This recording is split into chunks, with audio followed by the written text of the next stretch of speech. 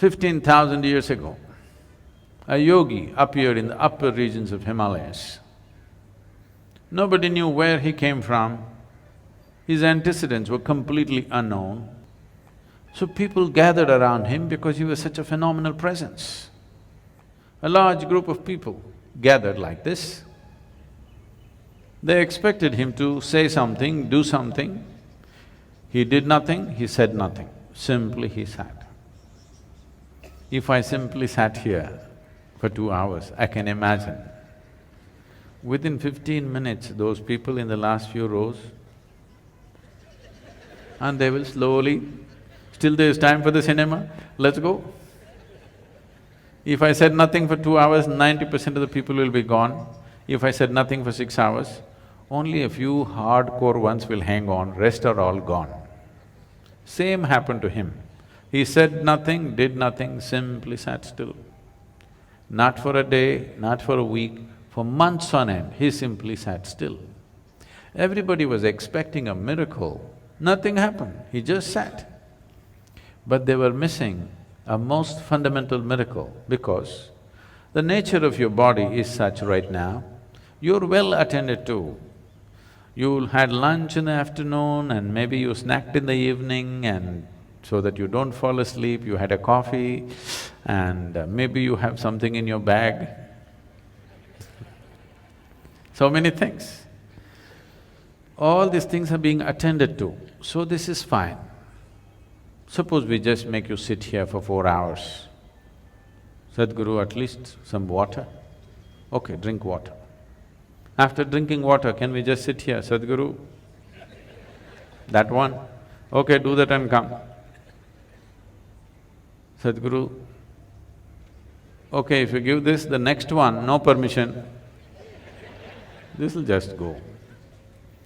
Or in other words, what you call as a body is a series of processes.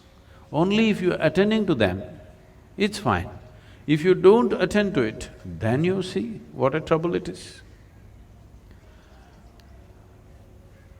When you do not attend to the body, if you're hungry or why all that, people say, how long 1 minute is, depends on which side of the bathroom door you are. From inside, somebody says just 1 minute. Outside, it's 1 eon, okay? So because this is the nature of the body. If you do not attend to it, it'll become so compulsive and get you into such big trouble. But here he just sat. He neither ate, nor drank water, nor went to attend to nature's calls, simply he sat still.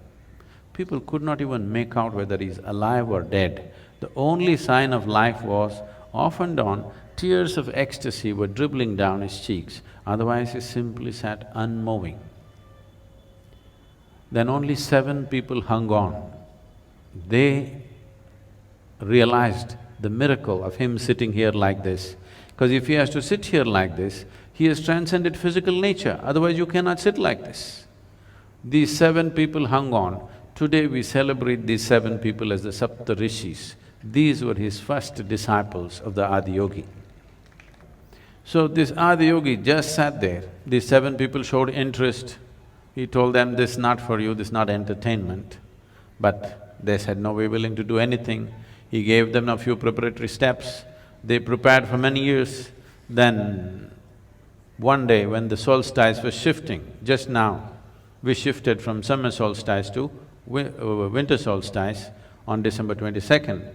It'll again happen on June 21st, and this coming June 21st is significant for the world, because this is the day when Adiyogi first turned south and gave his teaching. Because the sun turned south, he turned south and started explaining the mechanics of being human. On this day, fortunately, the world, the United Nations has declared the World Yoga Day because the yoga began on that day.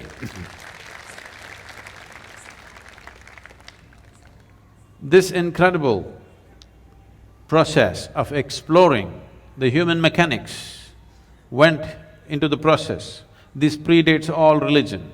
When there was no religion on the planet, 15,000 years ago, He went into the mechanics of what it means to be human, and various aspects happened.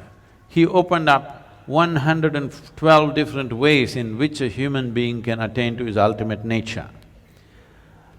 And when people asked, especially his wife Parvati asked, why not more? Why only 112?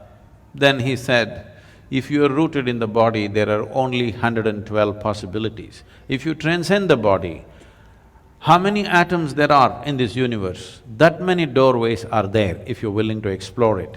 But if you're rooted in this body, there are only 112 ways. And the whole yogic system subscribes to this even today because nobody has found more ways. Any number of yogis have explored in a million different ways, but there is no other doorway. In this body, there are 112 ways into which you get there. So for this, how to generate this, how to make this work the way you want it. So this whole mechanics, he started Adiyogi explored for many years, and he gave this elaborate knowledge to the world, and then asked these 7 people to go in 7 different directions in the world. One went to Central Asia, another went to North Africa, another went to South America, another went to Southeast Asia, one came down to what we call as the Indian part of Himalayas, one stayed with him, and one more, who is very important for us, Agastya Muni, came down south. He is known as the father of southern mysticism because he did not spare a single human habitation south of the Vindhyas. In the Deccan Plateau, he made sure every single human being who lived in this place had some sense of spiritual process.